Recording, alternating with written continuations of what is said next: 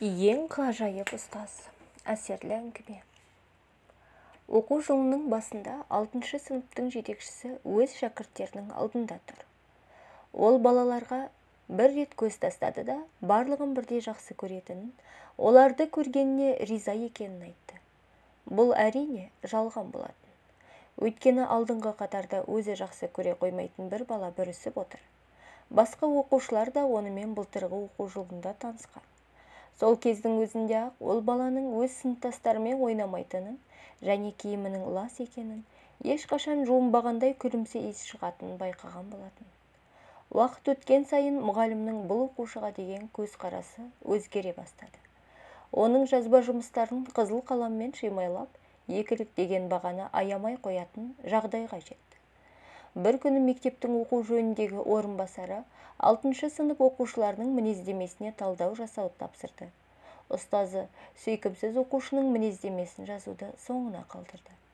Ол мінездемені қалай жазу керектігін біраз ойланып, бұрынғы жазылған мінездемелерін қолына алды. Сол кезде төбесіне мұздай су құйып жібергендей күйге түсті. 1-ші сыныпта оқытқан ұстазы былай деп жазған екен: бұл көзі нұр шашқан керемет бала, үй тапсырмасын керемет мүлтіксіз орындайды. Ұқыпты әрі алғыр бала. Осындай талантты баланың ұстазы болудың өзі бір мәртебе. Ал 2-ші сынып мұғалімінің мінездемесінде ол ғажап оқушы, жолдастарына да өте сыйлы. Әйтсе де отбасындағы мәселе оны алаңдатып жүрген сыңайлы. Анасы ауыр дертке шалдығыпты. Айықпас аурумен арпалысып, өлім мен өмір арасында жатқан көрінеді.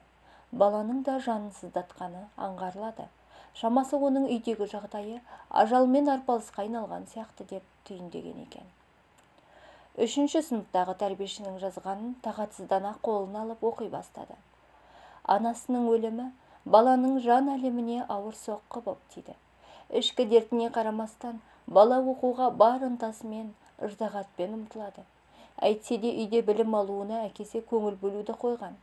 Баланың білім алу мәселесін тездетіп қолға алмасақ, жағдай қиындағалы тұр. Мұнан кейінгі жағдайды 4-ші сыныптағы ұстазы былай деп жалғастырыпты. Баланың оқуға құлқы жоқ, достары да жоқ. Сабақ үстінде жиі ұйықтап қала береді депті.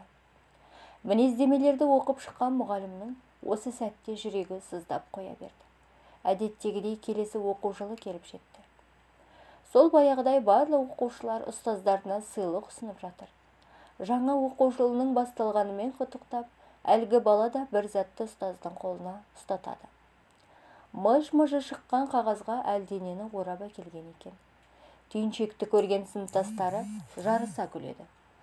Тек мұғалім ғана қағазды ашып, ішінен көзі сынған білезік пен құтысында бітуге таяған аздаған иіссуді көріп, ерекше қуанды. Баланы құшағына қысып, мынау тамаша сыйлық қой деп білезікті қолына тағып алды. Баланың қуанышында шек жоқ. Ұстаздың тосын мінезіне қайран қалған оқушыларда күлкілерін сап тыйған. Кейіннен көпшіліктің көзінше мұғалім құтыдағы иіссуді үстіне септі. Осылайша сабағында бастап кеткен. Сабақ соңында көзінде нұры ойнаған бала ұстаздың жанына келіп, ерекше мейіріммен: білесіз бе, сізден анамның иісі шығады, деді. Бала кеткен соң мұғалім ұзақ жылады. Осы күннен бастап ол тек математика мен әдебиетті ғана емес, ізгілік пен қайырымдылық жайлы дәріс беруді қолға алды. Біраз уақыт сырғып өткенде, сұрықсыз баланың ажарына нұр тола бастады. Өмірдің мәні мен сәні жанарынан айқын сезілетін болды.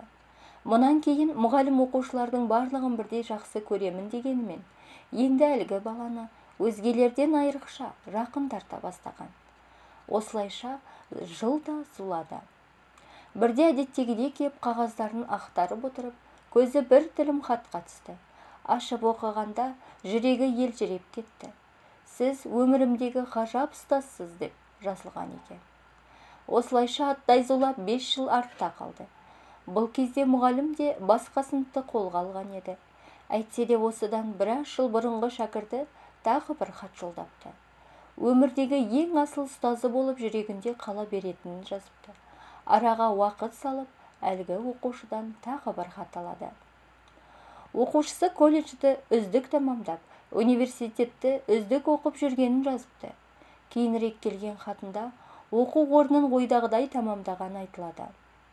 Сондай-ақ әкесінің дүниеден озғанын және жақын арада отау құрғалы отырғанын да жеткізіпті. Әрі үйлену тойында әке шешесінің орнына мәртебелі ұстазының жайғасқанын қалайтынын білдірген. Тойдың төрінен ұстазын көргісі келетінін оқығанда жүрегі елжіреп сала береді. Әрине, мұғалім қуана келісім білдірді. Осылайша той күні де таяйды. Той болатын күні мұғалім баяғы бала сыйлаған көзі жоқ білезікті тағып, анасының құтысының түбіндегі иіссуды септі. Алыстан ұстазын көрген бала қуаныштан төбесі көкке жетердей жүгіріп келіп, құшақтай алды. Сол мезетте балалық жағынан жадында қалған тамаша иісті сезді. Анасының хош иісі. Көзінен ыстық жас ыршып, бала ұстазын құшағына қатты қысты. Менің осы өмірге керектігімді сезінуге, өз күшіме сенуіме мүмкіндік бергеніңіз үшін сізге ризамын, деді, даусы дірілдеп. Сонда мұғалім көзіне жас алып, керісінше, сен мені бәріне үйреткен.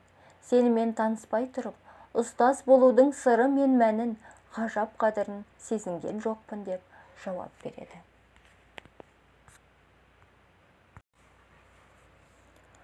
Бұл авторы белгісіз әңгіме осымен тамам.